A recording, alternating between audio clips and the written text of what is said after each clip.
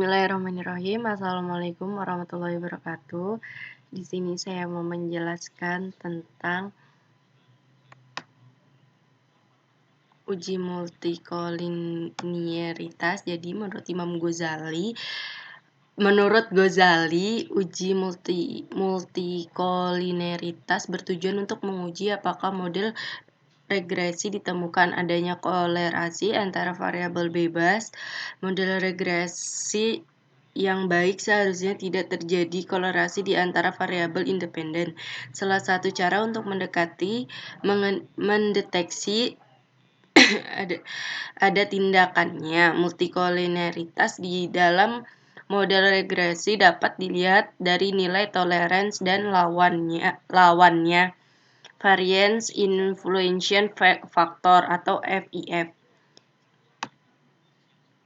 Jadi di uji multikoliniaritas ini dilakukan melihat dengan tolerance flow dan variance influence factor atau VIF pada tabel coefficient. Kriteria hasil pengujian adanya multikoliniaritas yaitu sebagai berikut. Nah, jadi di sini ada dua tolerance flow. Kalau lebih kecil daripada 0,1 atau VIF lebih besar daripada 10 terjadi multikoliniaritas. Nah, kalau tolerance flow-nya itu lebih besar daripada 0,1 atau VIF-nya lebih kecil dari 10, maka tidak terjadi multikoliniaritas. Di sini langsung saja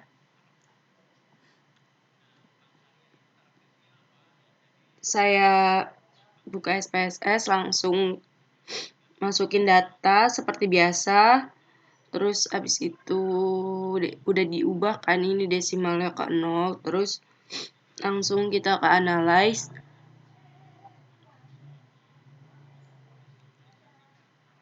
Kita cari regression. Terus kita pilih linear. Terus dari linear yang dependennya itu kita masukin prestasi praktikum.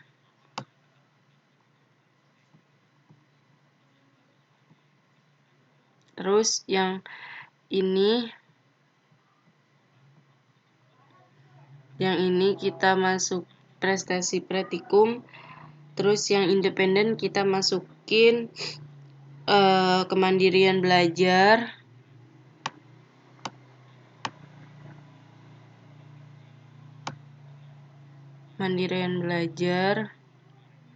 Terus sama motivasi belajar. Motivasi berprestasi.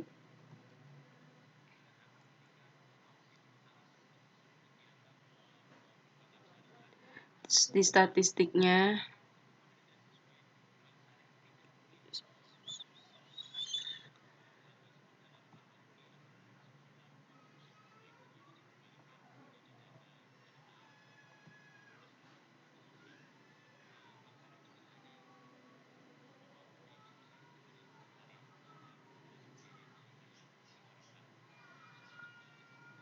terus pilotnya nggak usah diganti. Terus save-nya juga nggak usah checklist apa-apa di sini.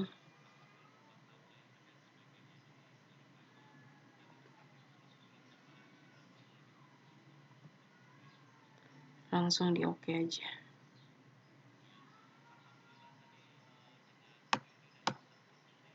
Jadi di sini untuk pengujian multikoliniaritas tadi hanya melihat variabel koefisien, di mana dependen variabel ini presentasi praktikumnya di sini kemandirian belajarnya itu ada kemandirian belajar dan motivasi berprestasi memiliki nilai tolerance VIF-nya sama, yaitu 0,789, terus dengan nilai VIF 1,268. Jadi, maka artinya tidak terjadi multikoliniaritas. seperti tadi di sini. No, tidak terjadi, maka tidak terjadi multikolineritas. Terus di sini lanjut aja. Kita akan lanjut ke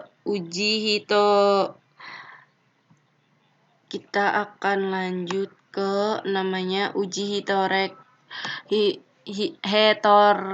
heteroskedastisitas, yaitu menurut Ghazali uji heteroskedastisitas itu bertujuan untuk menguji apakah dalam model regresi terjadi ketidaksamaan varians dalam residual atau pengamatan ke pengamatan lainnya. Model regresi yang baik adalah yang homoskedatitas atau tidak terjadi heteroskedastisitas.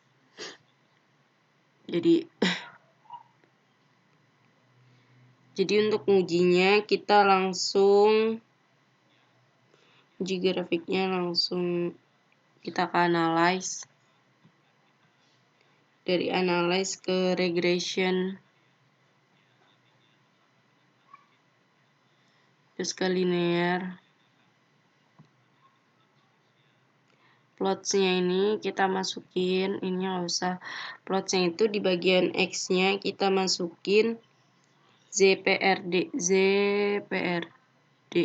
di bagian X-nya kita masukin, di bagian X-nya, di bagian Y-nya kita masukin SREISD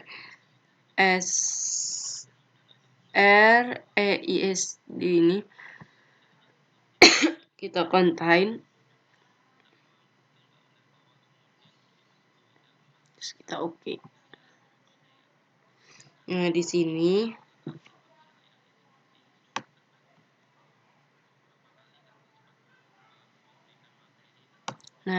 kan jika tidak ada pola yang jelas serta titik-titik penyebaran di atas dan di bawah angka 0 pada sumbu Y, maka tidak terjadi heteroskedastisitasnya. Kekurangannya, kita hanya dapat menyimpulkan secara kasat mata bahwa masih belum akurat. Jadi kita uji lagi secara statistik. Di sini ada uji Glester. Caranya yaitu kita harus mengkomput datanya pada data. Nah, jadi di sini kan tadi udah dijelasin tuh. Nah, nih.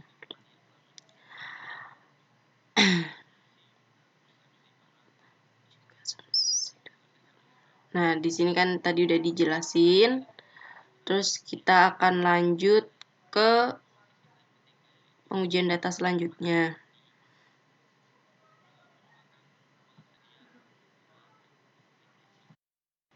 Di sini kita langsung lanjut ke ABS RS1.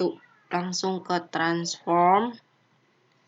Terus ke compute variable. Terusnya ininya kita tulis ABS RS1 dulu.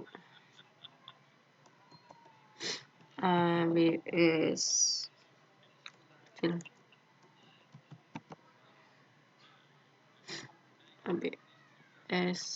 RS1 sebentar.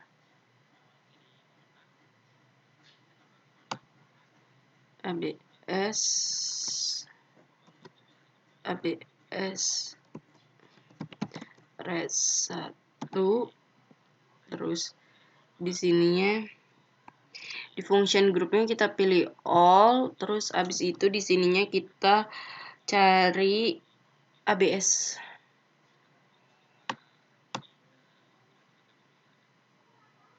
Kita cari ABS, naikin, terus ininya kita ubah jadi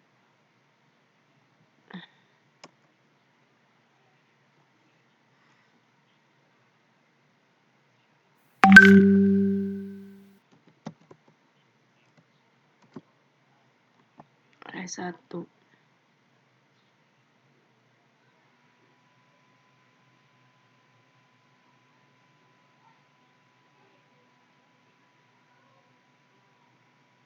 kita oke. Matching variable. Ini apa?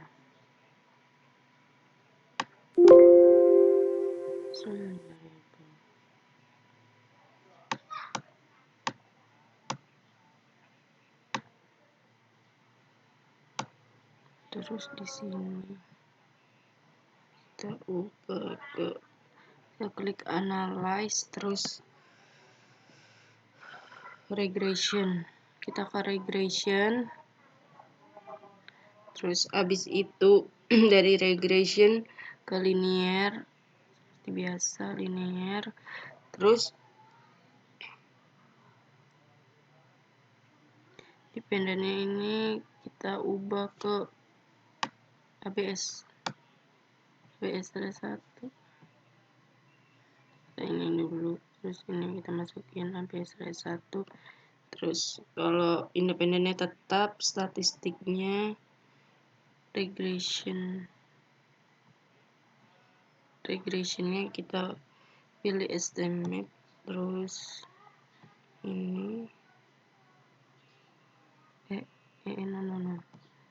ini, terus habis itu model fit kolonial sama kolonial, habis itu di contain, terus pilotsnya kita ini jadi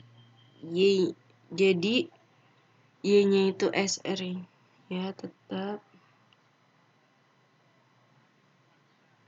contain, terus ini kita oke.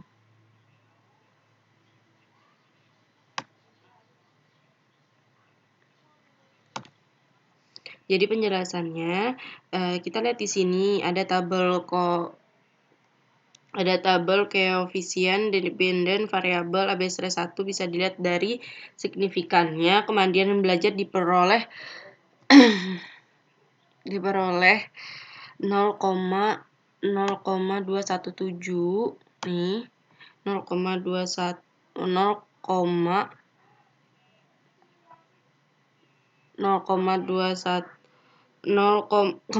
belajarnya itu diperoleh 0,127, motivasi belajarnya 0,020. Di sini bisa dilihat dari probabilitas signifikannya di atas tingkat kepercayaannya 5%. Terus jadi dapat disimpulkan model regresi tidak mengandung adanya heterokedestisitas. Lalu kita lanjut selanjutnya, yaitu dengan cara kita lanjut ke pengujian uji part, lalu kita pilih transform, dari transform ke compute variable, target variabelnya res2,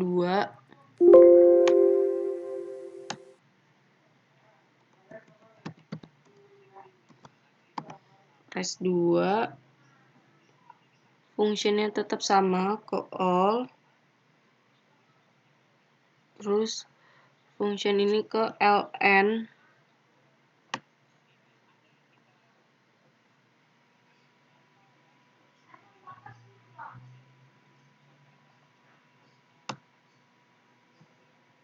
terus kita ubah ke atas.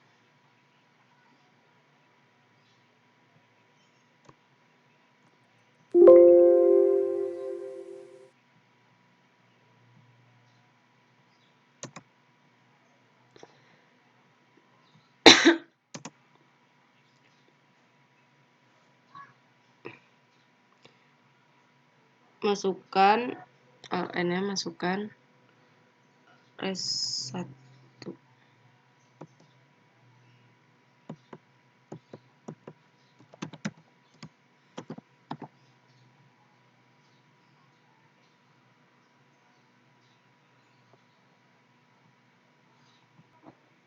Nah, ini kan udah, terus kita oke. Tadi kita masukin unstandard ini kita masukin 2 kali, jadi nanti hasilnya kayak gini. Terus kalau udah kita oke. Wow. Wow, wow, wow, wow.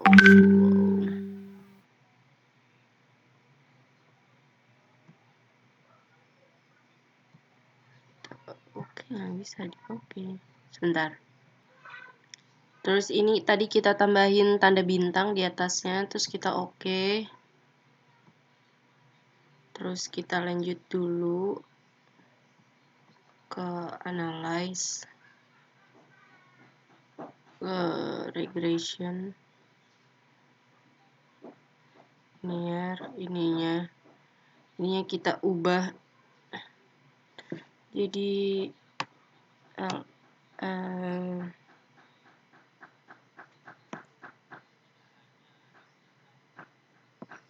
ini kita ubah jadi ln dependennya kita ubah jadi ln res 2. Ini sebelumnya ada.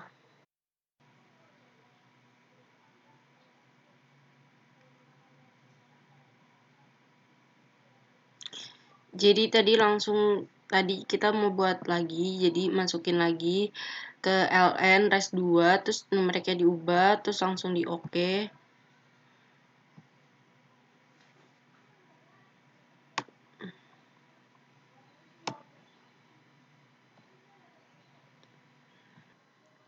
Terus ini langsung kita lanjut aja ke, ini kan udah keganti nih ln res 2-nya, kita ganti aja ke regression, terus kita ke linear, terus ini udah kita gantikan, masukin ln res 2, udah di oke. Jadi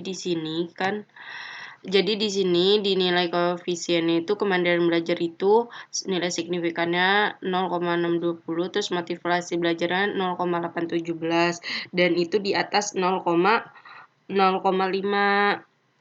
Nah,